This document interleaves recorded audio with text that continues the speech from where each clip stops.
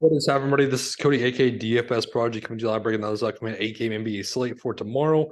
Before we get hit like button for me, definitely subscribe. The Super Bowl video already up for Sunday. We have, like I said, this Saturday slate. So I'm going to go ahead and do this early and knock this out so we can talk about more of the Super Bowl coming up. But I'm excited. But before we get hit like button for me, definitely subscribe. Let's start off with Denver at Charlotte. The Denver side, Nikola Jokic is in the smash spot. This is an easy matchup for him to get an easily triple double. I love Nikola Jokic here. Jamal Murray, someone I'm not really looking at. I know he's questionable along with Aaron Gordon. They're both out. I'm going to look to more at Bruce Brown and MPJ, mainly Bruce Brown, because he has dual eligibility at point guard and shooting guard.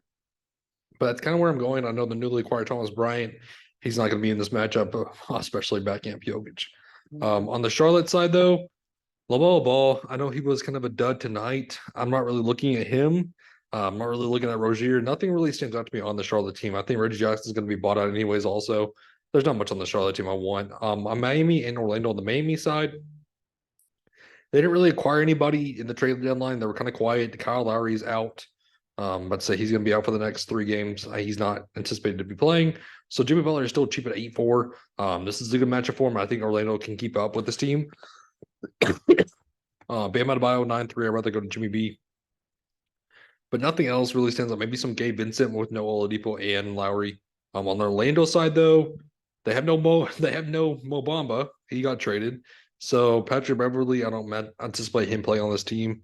I don't know why Chimo Kiki is center. I don't know, but that doesn't even matter. Wendell Carter Jr. He's the main guy now. At 5'9", I like the spot for him. I know this is a bad matchup, but I like it. He's going to see guaranteed minutes. Bencher, I'm not really looking at. I'm not really looking at Wagner. Let's go to Indiana and watch it on the Indiana side. Everybody's healthy. So Tyrese Halliburton 9-4. He's kind of been quiet these past 3 games. Very quiet. I think this is like a bounce back spot for him to look at. Miles Turner 7-6, not really looking at him. Buddy Hield, not really looking at him either. TJ McConnell's too overpriced, in my opinion, at 5-5. On the Washington side, no Kyle Kuzma, so Porzingis still looks good at 9-7, but this is an interesting spot for him. I don't really fully trust him in this spot. Bradley Beal's still cheap. He's kind of been the facilitator on this team. He's looked good the past 3 games. If I can get 45 out of him at 7-4, I wouldn't mind that in the mid-range. Utah and Knicks. On the Utah side, oh my gosh. So Westy, I don't think he's going to play on this Jazz team. Jordan Carson, he's not playing the Friday game, so I don't know if he's going to play in this game. But Lauri Markkanen 9-2, I'm not really looking at him. I'm not really looking at much on this team. I'm not wanting Walker Kessler at 4-7. Olynyk is cheap at 4-8. I don't mind it. It's just minutes. On the Knicks, Julius Randle 10-3, a little bit overpriced in my opinion. Josh Hart now with Jalen Brunson, the Nova combo. I'm not really looking at Josh Hart. I'm not really looking at RJ Barrett very much. I know it's a cheap price tag though. Just not a lot stands out to me. On the Spurs and Atlanta, on the Spurs side, this is where it's going to get interesting. So all these guys have been ruled out for the Friday's game. We need to see what they're going to play on in this game because I'm going to look at Zach Collins. I'm going to look at Bates Diop. I'm going to look at Branham. I'm going to look at Stanley Johnson. So we just need to keep an eye out what's going to happen tomorrow. On the Atlanta side, if you want to back with Trae Young, I won't blame you one bit at 9-5. I like him over DeJounte Murray. I don't mind John Collins at 5-2. That's a little bit cheap in my opinion. And then Chicago and Cleveland on the Chicago side, Vucevic 9-1, Levine, DeRozan's questionable. If there's no DeRozan, I'm going to look at Zach Levine a little bit more. If there's no Pat Williams, I'm going to look at probably Andre Drummond at 3-2. If he can get me those minutes, he's going to smash. If I can get 20 minutes out of Andre Drummond, I'm going to look at him. But IO 4-2 is a little bit cheap in my opinion also.